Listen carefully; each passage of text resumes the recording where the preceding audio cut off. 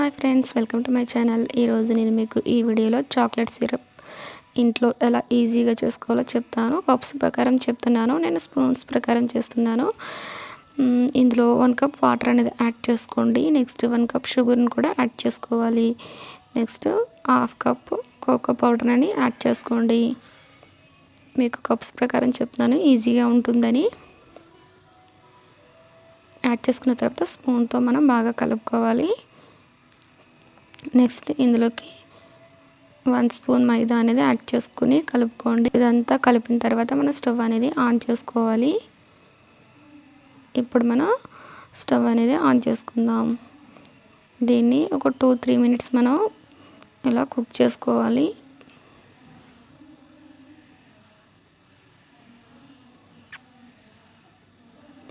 మనం 3 మినిట్స్ తర్వాత ఇప్పుడు మనం స్టవ్ అనేది ఆఫ్ చేసుకుందాం. మనకి 3 మినిట్స్ తర్వాత సిరప్ అనేది ఇలా ఉంది. ఇది చల్లారిన తర్వాత కొంచెం గట్టిగా అవుతుంది. చల్లారిన తర్వాత మనకి చాక్లెట్ సిరప్ అనేది ఇలా ఉంది.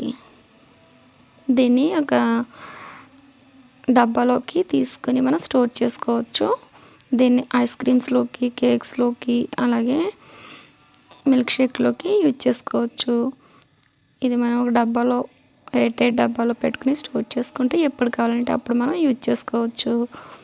ఇది మనకి బయట షాపుల్లో ఉంటుంది కదా, అదే టేస్ట్ వస్తుంది. మీరు కూడా ఒకసారి ఇది ట్రై చేసి చూడండి. ఈ వీడియో మీ అందరికీ యూజ్ అవుతుంది అనుకుంటున్నాను. ఈ వీడియో మీకు నచ్చినట్లయితే లైక్ చేయండి, సబ్స్క్రైబ్ చేయండి, షేర్ చేయండి.